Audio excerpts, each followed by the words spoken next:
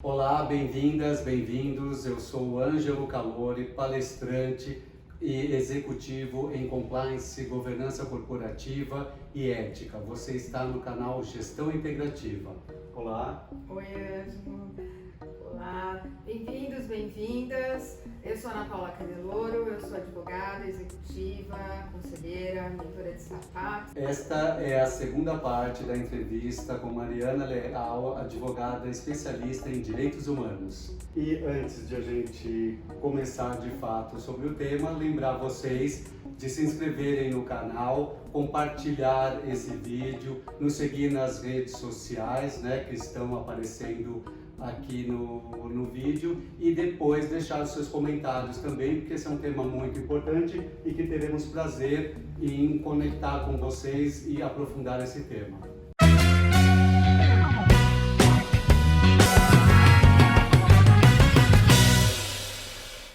Ainda que muito frágeis, ainda que por adesão voluntária, o que você destacaria essas diretrizes, o que seriam as mais importantes, ou talvez até para o empresariado, e o gestor ou executivo, por onde começar? O que é mais importante, o que é mais relevante, porque certamente não dá para fazer uma aderência completa de uma hora para outra. Quais são os mais relevantes e por onde começar? Tá. O decreto ele traz menção expressa à necessidade de due diligence nessa temática. Então, muitas empresas costumam realmente fazer esses processos de análise, mas não existe um setor específico, um grupo específico de advogados e advogadas, consultores, consultoras, para tratar de direitos humanos, que é um tema muito sensível e que realmente necessita de pessoas que sejam certificadas, que tenham um conhecimento mais técnico sobre esse assunto, né? Então, o decreto, traz expressamente essa questão. O decreto também traz a questão das cadeias produtivas, como eu mencionei. Então, nós tivemos recentemente um caso lamentável numa rede de supermercados aqui em São Paulo, em que um homem negro foi assassinado por vigilantes terceirizados daquele grupo, de supermercado. E esse grupo, ele entendeu que eles não conseguem mais monitorar a cadeia deles, os contratos de terceirizados, nesse sentido também, de forma com que implicações em violações de direitos humanos não ocorram. Então, o que eles decidiram? Vamos acabar com os contratos de terceirização no Brasil. Então, é delicado, porque a terceirização hoje aqui, ela é regulamentada, ela é possível. Mas, de fato, se a empresa entende que aquilo fugiu das mãos do controle, é melhor realmente que, na prática, ela contrate pessoas que estejam vinculadas, aos seus valores. E, Mariana, quando a gente fala dessa questão de contratação, eu posso terceirizar, mas nem sempre terceirizo a responsabilidade. Sim. É só uma atividade, E se você não está próximo da sua cadeia produtiva, vai acontecer isso. E queria que você comentasse um pouquinho mais quando falou de due diligence, porque isso é um padrão quando a gente fala de governança corporativa em compliance, falar de fazer a diligência devida, da sua cadeia produtiva.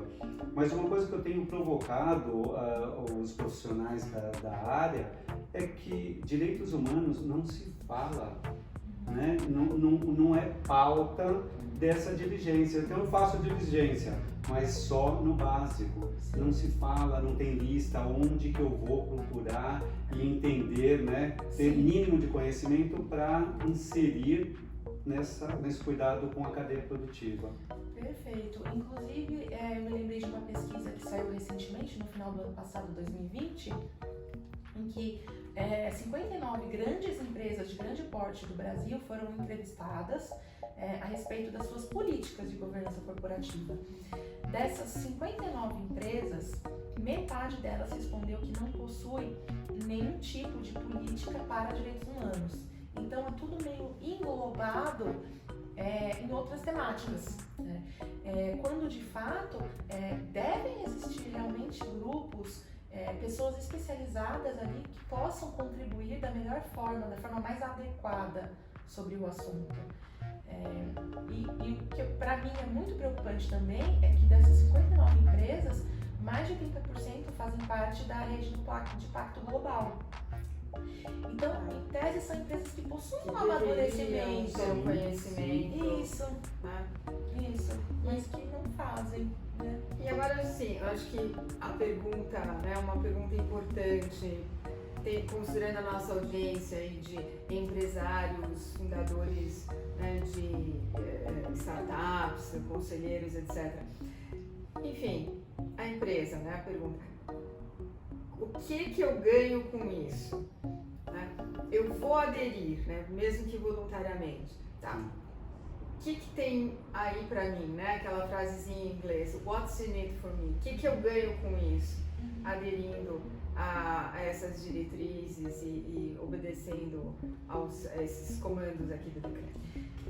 Eu acredito que, embora ainda seja reduzido o número de empresas que contribuam realmente para a não aplicação de direitos humanos, grande parte já entendeu a importância desse assunto. Uma parcela ali compreendeu que para fixar negócios que sejam sólidos, negócios que sejam celebrados a longo prazo, com integridade, com transparência, esses negócios eles precisam estar pautados em direitos humanos, pois essa é uma cobrança internacional, inclusive. E os países que não aderem a esse tipo de comportamento, eles podem ser questionados a respeito das suas motivações acerca desses negócios sem essa análise.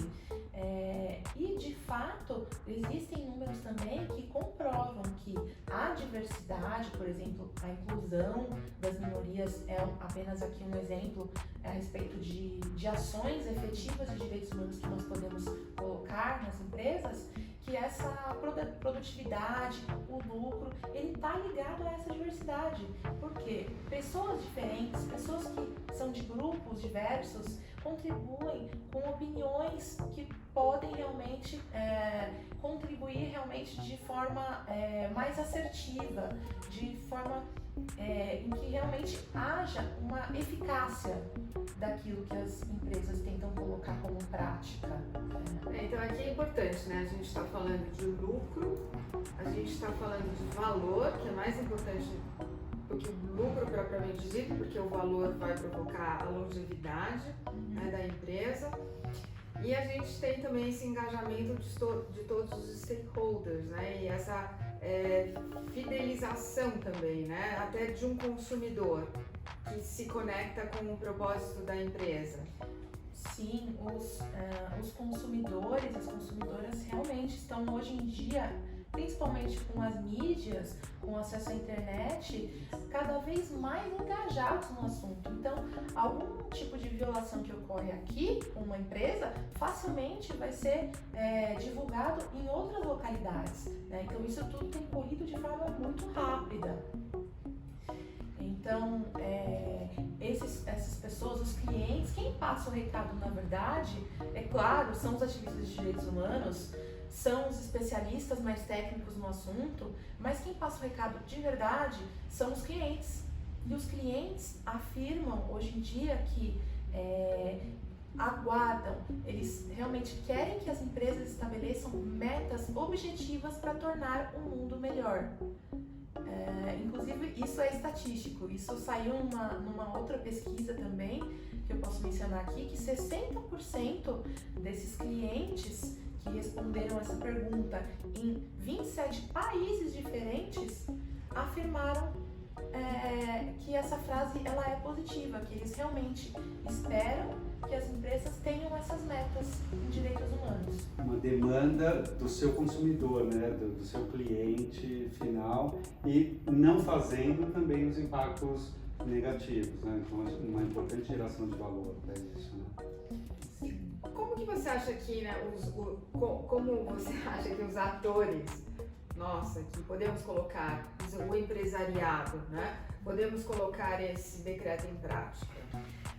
Bom, realmente... Porque hoje eu falo como começar, né, mas assim, Como se dá também esse engajamento e... Existem hoje muitas consultorias especializadas no mercado sobre o assunto e muitos profissionais que estão por dentro de todas as atualizações sobre a temática. Então, consultar profissionais que realmente sejam mais técnicos, que tenham esse conhecimento mais aprofundado em direitos humanos, eu acho que é o primeiro passo, né? E claro, isso demanda alocação de recursos, que é uma das críticas que as pessoas que fazem parte das empresas que atuam com ações afirmativas e com políticas reclamam um pouco mais desse assunto, porque os recursos não são realmente tão abundantes, exatamente. É o budget alocado, da mesma forma que às vezes o budget alocado para a área de compliance, que às vezes ele é um pouco espartano. E parece como bem o próprio da legislação também, a aderência faz porque precisa ser feito, então coloca essa lei aqui por conta desse decreto, por conta disso, o budget e o tema também precisa fazer, então está aqui o mínimo, né?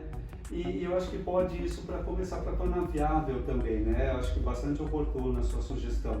Não sabe fazer, não é um tema tão simples de fazer às vezes, embora tão objetivo, né? Respeitar os direitos humanos, de convidar alguém para fazer, né? De contratar alguém. Exatamente. Mas também, né, fazer, mas de fazer de uma forma efetiva, comunicar que está fazendo, mas não fazer os washings, né? Sim. Isso, justamente. Fala um pouquinho sobre os washings. Sim.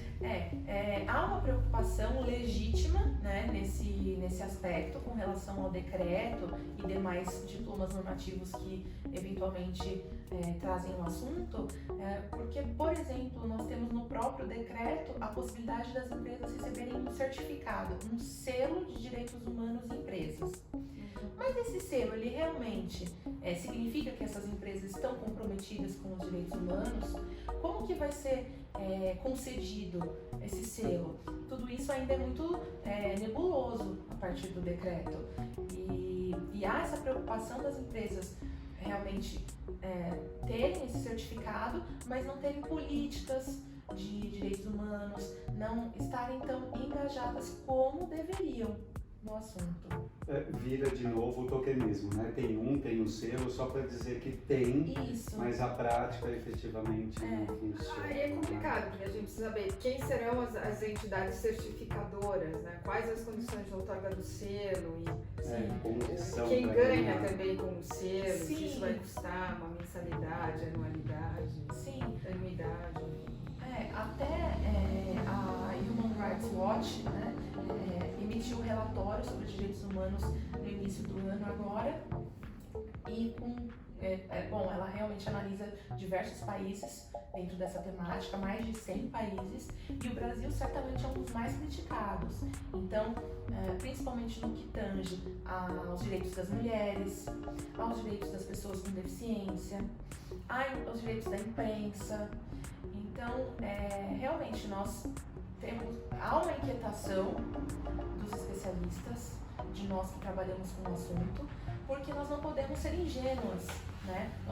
Eu acredito que nós temos que ser realistas e esperançosas, mas não tão otimistas a ponto de acreditar que fatalmente todas aquelas empresas que recebam o selo estarão cumprindo com seus deveres. Mas isso é facilmente verificado hoje em dia, né, Ana? As notícias correm realmente, está tudo muito diferente, um processo acelerado de informação. Mas pelo ativismo do consumidor, né? Que ele tem estado mais atento. Sim. A gente está de olho no que está acontecendo. E, Mariana, falando dessa dificuldade toda, né, tanto do contexto para o decreto, a implementação, o watching, o que a gente olha então? Eu acho que queria trazer de você também, que é bastante especialista no assunto, os casos positivos, casos de sucesso, as empresas que podem ser seguidas, né, como boas práticas para poder ampliar isso e mostrar a geração de valor para a empresa e para o empresário. Sem dúvida, nós temos empresas aqui no país que são comprometidas com direitos humanos, né? Nós temos pessoas que atuam diretamente nessas empresas e que são grandes nomes no ramo de compliance, no próprio direitos humanos. Então existem empresas que aderiram a esse conceito de forma geral dos direitos humanos, porém ainda existem aquelas que precisam avançar. Então, um exemplo até com relação à transparência que a gente mencionou há pouco, muitas empresas ainda precisam melhorar e, assim, um exemplo, recentemente eu vi uma consumidora entrando em contato com uma empresa de amaciantes pelo Instagram, perguntando abertamente se aquela empresa ela utilizava animais nos seus testes. Porque é uma preocupação, principalmente em função da questão climática, né? E de grupos de pessoas que reduzem o consumo de carne e entendem que há maus tratos, como de fato há provas de que existe, né, os maus tratos com relação aos animais nesses testes. E a empresa veio com uma resposta que eu achei interessante. A empresa não quis mentir. E é isso que a gente espera, eu acredito, até falando como consumidora, não só como especialista. A gente espera que a empresa tenha transparência. Então, e seja leal. Essa abertura, esse começo, esse diálogo com o consumidor, com a consumidora. O que a sociedade está esperando? E a empresa respondeu: nós atuamos, hoje em dia, com alguns testes, muito menores do que foram no passado, mas nós estamos abertos a sugestões de outras formas, estamos abertos a realizar reuniões para discutir o assunto. Então é algo que está no radar da empresa, né? E vamos responder, mas vamos responder com a transparência com o nosso consumidor. E achei bacana isso, vem ao encontro do que o Hotmar estava falando de co-criar, né? Trazer o ecossistema, todos juntos, parceiros, para co-criar. Então, o que pode ser feito para mudar, né? Para melhorar? E você tem notícias de alguma empresa que abertamente tenha comunicado: estou aderindo ao decreto? Sim.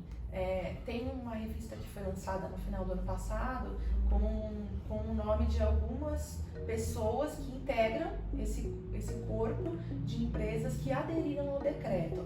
Então, Mariana, que recado você deixa para aquele que toma a decisão, para o empresário, ou mesmo para um conselheiro que está sentado ali, né, num board, e ele tem que começar a se ligar no assunto, prestar atenção nesses temas. Ligar e pautar o tema, né? Se ligar no assunto e pautar o tema. Em 2011, quando o assunto foi pautado de forma mais contundente nas Nações Unidas, por meio da aprovação dos princípios orientadores de forma unânime, muitos não acreditavam que poderia existir um tribunal internacional para falar sobre o assunto. E hoje nós estamos aqui em 2021 com um tratado internacional com efeito vinculante em avançado andamento. Inclusive, eu participei no final do ano passado do 7º Congresso sobre Direitos Humanos em Empresas, em que nós discutimos as cláusulas, os artigos desse tratado.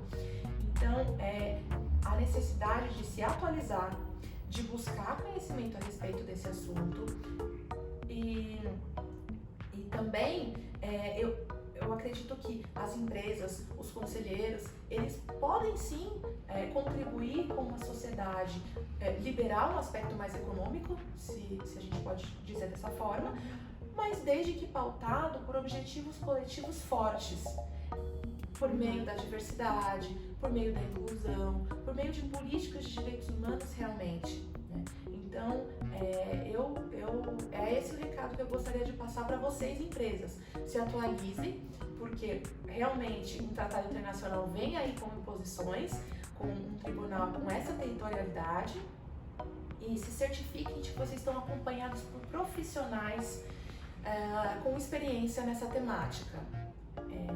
E é isso. A gente sempre fala, né? Fazer o bem para todos, né? Sair do egocentrismo e pensar um pouco no eco, né? No todo, na comunidade. Compartilhar e crescer, envolver o ecossistema, né? Mariana, muito obrigada pela sua participação, foi um prazer ter você aqui, parabéns pelo seu trabalho continue escrevendo. Obrigada. Parabéns, é muito inspirador ouvir o quanto você conhece, domina e envolve com um tema que é tão importante e um tema que se fala, acho que mais desde Ciro, não é isso?